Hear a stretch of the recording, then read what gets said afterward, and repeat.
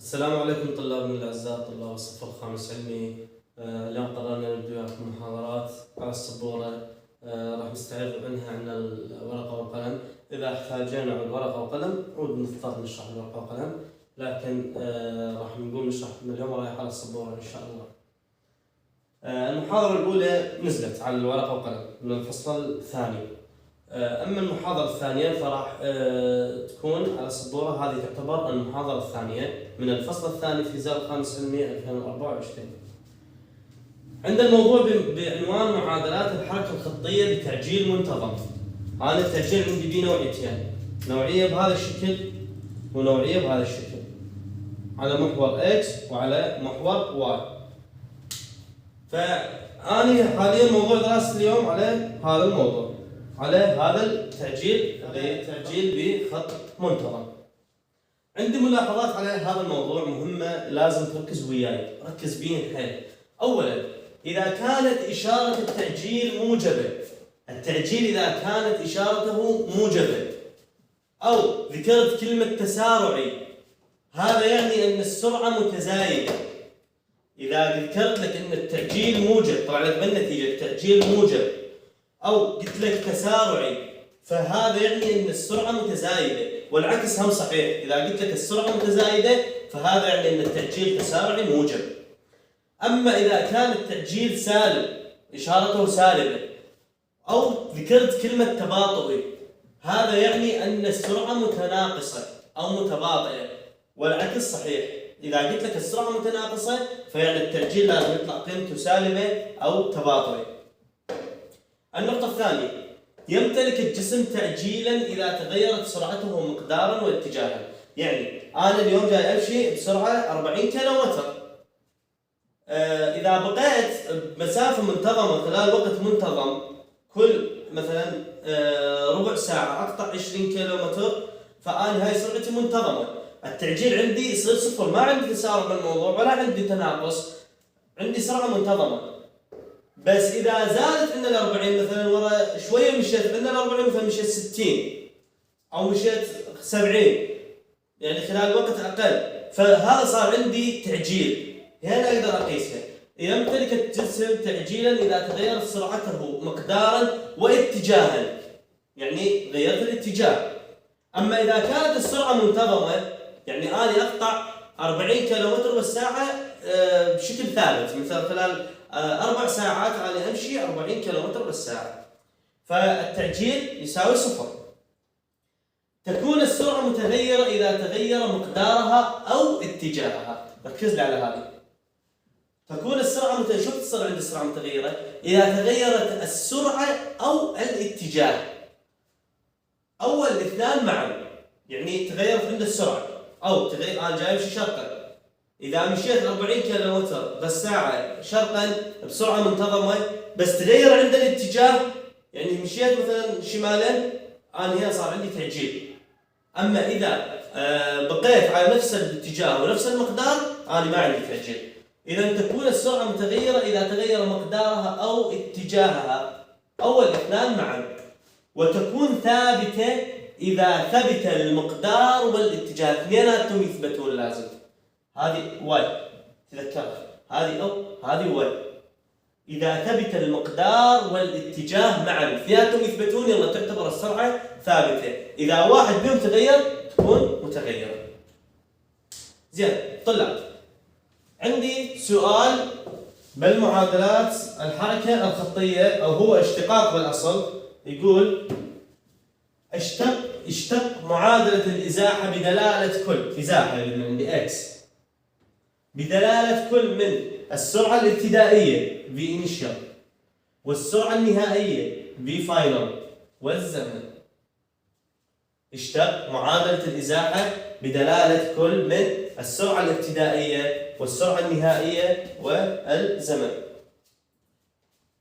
طلاب شوف شلون يكون الحل. أولا قانون السرعة أو السرعة المتوسطة، شنو كان عندي؟ V يساوي لي دلتا X على T. قانون السرعة الابتدائية كان عندي دلتا X على T.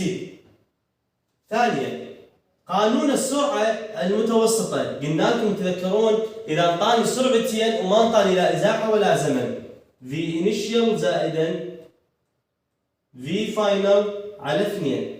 هذه معادلة رقم 2. قانون السرعة المتوسطة يساوي التغير بالإزاحة على التغير بالزمن، والثاني إذا ما انطاني إزاحة ما انطاني زمن فاستخدم هذا القانون V initial زائدا V final على 2.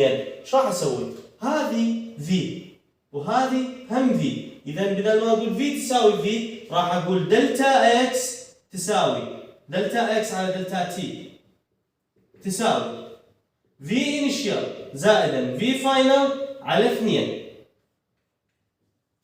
ساويتهن إنه مو متساويات لكن V فساويتهن. دلتا X على دلتا T تساوي لي V initial زائدا V final على 2. أنا ايش أحتاج؟ أحتاج الدلتا X، هو رايدها من عندي. أحتاج الدلتا X، ايش راح أسوي بهاي الحالة؟ ما راح أقدر أقسم على دلتا T، راح أضربها في دلتا T. تنضرب في دلتا T، شو يبقى لي؟ يبقى لي دلتا X تساوي لي V initial زائدا V final على 2 في دلتا T. ليش؟ أنا هنا ضربتها في دلتا T واختصرتها، راحت. أنا اللي اختصرها ما يصير أقسم عليها، هنا هي بالمقام، إذا لازم أضربها في دلتا T تكون بالوسط حتى أقدر أختصرها. فبقت لي عندي دلتا X تساوي V initial زائدا V final على 2، وأنا ضاربها في دلتا T صارت عندي V initial زائدا V final على 2 دلتا T. هذا كل ما يخص الاشتقاق الأول. هسه عندي الاشتقاق الثاني. اشتق معادلة السرعة النهائية. السرعة النهائية شنو؟ V final بدلالة كل من السرعة الابتدائية V initial والتعجيل والزمن. هذه شلون راح أحلها؟ من عندي تعجيل وزمن و V initial سرعة ابتدائية بالقانون السرعة النهائية. ايش راح أقول؟ أنا عندي قانون التعجيل شو يساوي لي؟ قانون التعجيل يساوي لي A يساوي لي دلتا V على دلتا T. هذا أخذناها بالمحاضرة السابقة. زين، دلتا V شنو؟ دلتا V هي V initial ناقصا V final ناقصا V initial على دلتا T. V final ناقصا V initial. راح طالب يسألني يقول أستاذ ليش ما سوينا T final ناقصا T initial؟ ما أحتاج T final ولا أحتاج T initial. أنا إيش قايل لي؟ ذاكر لي V initial وذاكر لي V final، فأنا أحتاجهن. أما دلتا T بس قال لي T، خلاص أنا حتى لا ما كتبت الدلتا هي عادي لأن ما حصل عندي تغير بالزمن، بس يعني احتراما للقانون راح نكتبها. أما هو ما ذاكر لي زمن بس، ما قال لي زمن ابتدائي وزمن نهائي حتى أفصلها. أما السرعة قال لي سرعة ابتدائية وسرعة نهائية. زين، إذا A تساوي لي V final ناقصا V initial على دلتا T. هذا ايش راح اسوي لها؟ هذه اضربها في دلتا T. اضربها في دلتا T. ليش؟ اريد بس تبقى لي هذه وحدها بالمقام بالبسط. هذه اريد تبقى لي وحدها بالبسط. ايش راح يصير عندي؟ لاحظ A دلتا T يساوي قبلها V final ناقصا V initial على دلتا T في دلتا T. ضربتها في دلتا T. ايش راح اسوي بهذه الآلة؟ هاي الدلتا تي تختصر مع هذا الدلتا تي. شو يبقى لي؟ بقى لي A دلتا تي يساوي V final ناقصا V initial. خلاص خلصت الحل؟ لا ما خلصت، بقت لي خطوة أخيرة. أنا ايش أحتاج السرعة النهائية. هذه اللي أحتاجها، هذا اللي أحتاجه. أنا حاليا طبقت القانون صحيح لكن هذا اللي أحتاجه. ايش راح أسوي؟ هذه باعتبارها سالب راح ننقلها على هذا الطرف. راح يصير عندي A دلتا T زائدا V initial يساوي لي شنو؟ يساوي لي V final بترتيب المعادلة. طلاب هذا حل الآن صحيح أنا، لكن بترتيب المعادلة V final يساوي لي V initial زائدا A دلتا T. هذا هو المطلوب هذا أنا خلصت الاشتقاق وأوجدت له السرعة النهائية بدلالة كل من السرعة الابتدائية والتعجيل والزمن. هذا كل ما يخص موضوع عن الاشتقاق الأول والاشتقاق الثاني، الاشتقاق الثالث والاشتقاق الرابع. الاشتقاق الثالث طالب من عندي اشتق معادلة الإزاحة نفس المطلب الأول، الاشتقاق الأول، لكن هسه بدلالة السرعة الابتدائية V initial والتعجيل والزمن. طالب من عنده الإزاحة بدلالة السرعة الابتدائية والتعجيل والزمن. هاي شلون أقدر أحلها؟ هاي أيضا سهلة، حال الأوليات. شلون راح أقدر أحلها؟ أولا أني اشتقاق الإزاحة اشتقيته بالاشتقاق الأول، ايش طلع لي؟ طلع لي دلتا اكس تساوي لي في انيشيال زائدا في فاينل على 2 في دلتا تي. طلع لي في انيشيال زائدا في فاينل في دلتا تي على 2. زين، الاشتقاق الثاني ايش طلع عندي مال السرعة النهائية؟ طلع عندي في فاينل يساوي لي في انيشيال زائدا اي دلتا تي، التعجيل في الزمن. هاي معادلة ثانية. ايش راح اسوي؟ راح اعوض المعادلة الثانية بالمعادلة الأولى. شلون؟ هذا مو عندي في فاينل، راح اعوضها بهذا الفي فاينل، راح اعوضها بمكان هذه. ايش راح يصير عندي؟ انتبهوا طلاب، انتبهوا. دلتا اكس يساوي لي في انيشيال مثل ما هي زائدا، هنا ايش عندي؟ في انيشيال زائدا اي دلتا تي على 2 في دلتا تي. عوضت الفي فاينل بالمعادله الثانيه، عوضتها بالمعادله الاولى، طلعت عندي بهذا الشكل. من ابسطها ايش راح يصير عندي؟ من ارتب المعادله في انيشيال زائدا في انيشيال راح يصير عندي 2 في انيشيال زائدا اي دلتا تي على 2 في دلتا تي. هاي الدلتا تي تنضرب بهذه وتنضرب بهذه، يعني راح يصير عندي بهذا الشكل. دلتا اكس تساوي 2 في انيشيال دلتا تي في زائدا اي دلتا تي، وعندي دلتا تي صارت دلتا تي تربيع على 2. هذا هو الحل. الى هنا احنا تقريبا خلصنا، بقت لي خطوه اخيره.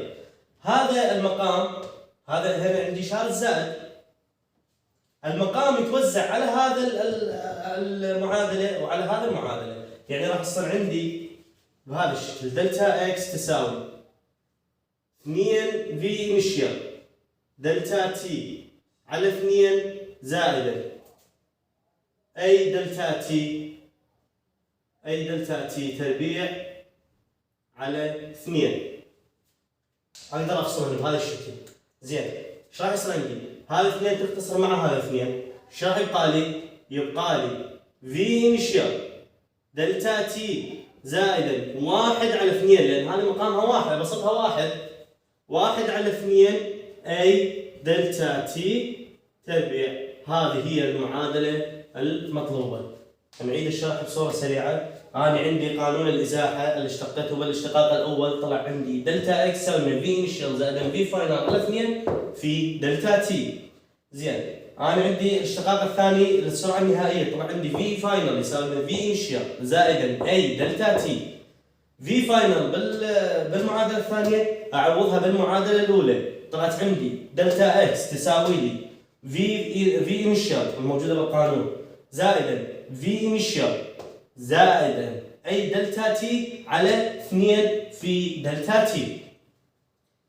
زين، في انيشال زائدا في انيشال هي 2 في انيشال زائدا اي دلتا تي مضروبه بدلتا تي، صارت عندي 2 في انيشال دلتا تي زائدا اي دلتا تي تربيع على 2. هذه بسط، هذا المقام يتوزع على البسطين، صارت عندي 2 في انيشال دلتا تي على 2 زائدا اي دلتا تي تربيع على 2. الاثنين اختصرناها مع الاثنين، بقت لي في انيشال دلتا تي زائد النصف اي دلتا تي تربيع. هذه هي المعادلة المطلوبة. يحتاج لها فكرة، ما يحتاج، مو صعبة أبد، لكن يحتاج لها فكرة فقط. زين طلاب، هسه عندنا اشتق معادلة السرعة النهائية، هذا الاشتقاق الرابع. اشتق معادلة السرعة النهائية في فاينل، نفس المطلب الثاني، لكن شنو بدلالة شنو؟ التعجيل والإزاحة والسرعة الابتدائية. تغيرت عندي الدلالات. هذه شلون أحلها؟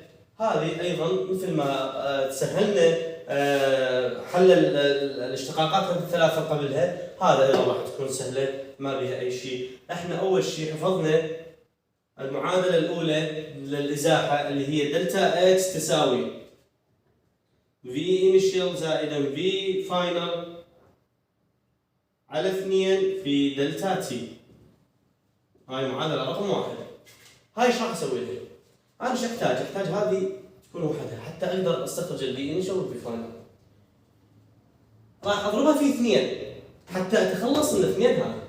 راح اضربها في 2، راح يصير عندي 2 دلتا اكس تساوي في initial زائدا في final في دلتا تي. ليش؟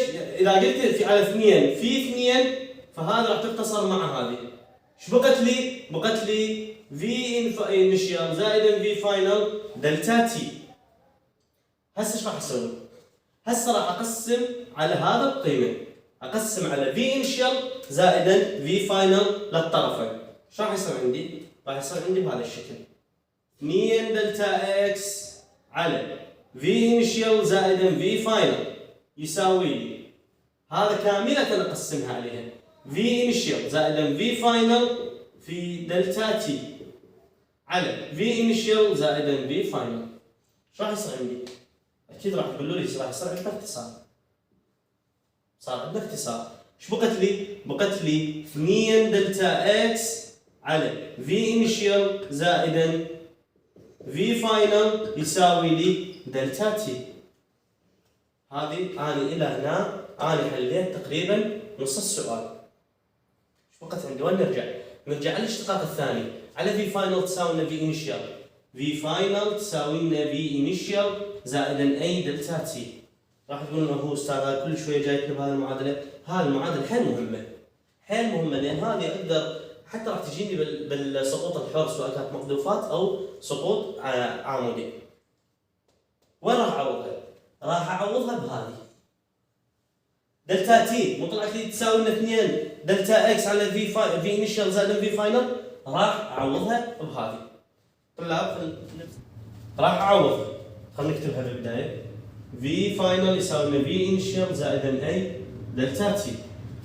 دلتا تي تساوي لنا 2 دلتا اكس على في انيشال زائد في فاينل.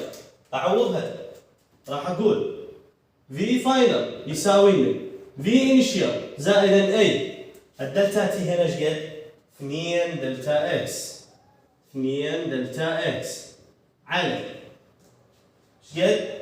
في انيشال زائدا في فاينل.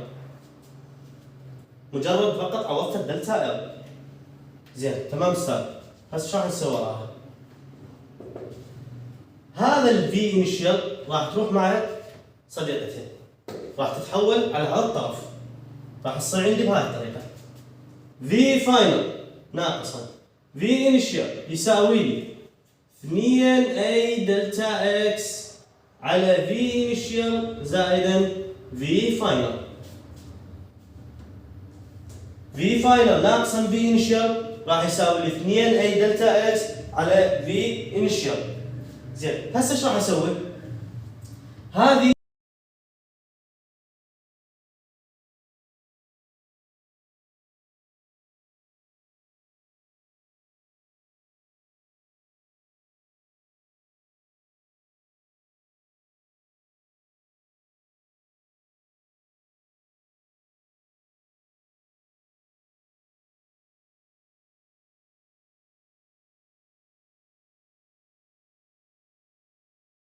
يساوي لي 2 يساوي 2 اي دلتا اكس. هذا ايش راح يصير عندي؟ اكيد راح يصير عندي في تربيع فاينل، في فاينل تربيع ناقصا في انيشيال تربيع يساوي لي 2 اي دلتا اكس. في فاينل تربيع لان هاي ضربتها في هذه، في فاينل تربيع ناقصا في انيشيال تربيع يساوي لي 2 دلتا اكس، وراها هاي ايش راح يساوي لي؟ انقل هذه على الطرف الاخر، هي ناقص راح تصير موجب في فاينل تربيع. لان ليش انا شو احتاج؟ انا احتاج، طلاب انتبهوا لي هذا تكمله السؤال هذا، انا شو احتاج؟ السرعه النهائيه. اذا في فاينل تربيع شو يساوي لي؟ في انيشيال تربيع باعتبار هذه نقلتها على الطرف الاخر زائدا 2 اي دلتا اكس. انا الى هنا انتهى حلي، خلصت الاشتقاق كامل. فقط عندي شويه خطوه اخيره سهله حيل بس حتى اوضحها للطالب وحتى ما اتخربط بالامتحان. هذه تربيع شو راح اسوي لها؟ هذه في حال شو اسمه الفي انيشال، في حال بعض قوانين السقوط الحر راح نجي عليهن بالمحاضرات القادمه ان شاء الله، راح تتصفف في بعض الحالات عندي فما يحتاج حتى اكتبها. لكن هسه اذا ردت اواخر التربيع شو راح يصير عندي؟ راح يصير عندي في فاينل يساوي لي تحت الجذر، مو تجذر لي اياها لان هذا همين عندك اياها لازم تجذرها. ما يصير تدخل التربيع مالت هذا وتقول هذا وجذرتها، لا تدخلها كامله تحت الجذر في انيشال تربيع زائدا 2 اي دلتا اكس كامله تدخلها تحت الجذر، لان لازم تجذرن اثنيناتهم. تمام؟ لازم تجذرن اثنيناتهم، فما يصير تجذر واحده وتدخلها الاخرى، فيصير عندي في انيشال تربيع زائدا 2 اي دلتا اكس كلها تحت الجذر. وايضا مثل ما قلنا لكم هذه في بعض الحالات راح تتصفر وهذه في بعض الحالات راح تتصفر، هذا راح نجي على قوانينها في معادلات السقوط الحر ان شاء الله بخير وسلامه. لا وطبعا بالمناسبه انا اقدر اخليها القانون بهاي الشكل واقدر احل طبيعي عادي طبعا نفس الحل مال هذه، وبكيفك انت مخير تريد تحلها بهذا القانون تريد تحلها بهذا القانون. انا اللي علي انطيك اثنيناتهم حتى توضح لك الفكره انه ليش مره تشوفها بجذر ومره بدون جذر. الى هنا وتنتهي المحاضره مالتنا لهذا اليوم، وان شاء الله نجيكم محاضرات جديده ونحل باقي الاسئله والمسائل الخاصه بهذا الموضوع وننتقل على معادلات السقوط الحر. الى هنا واستودعناكم والسلام عليكم ورحمه الله وبركاته.